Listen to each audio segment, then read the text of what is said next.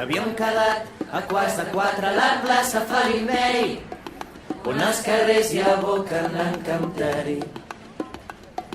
Asseguda a la font, sota l'ombra dels arbres, ja m'esperaves amb un vestit de flors, que avui pels carrers de Barcelona he vist maldestres traficants canviar llibres per roses de tant en tant. Era Barcelona com, mig primavera, no floreix per tothom com s'espera. Era Barcelona com, mig primavera, no floreix per tothom com. Capaç de la ciutat m'han dit ja ho sé,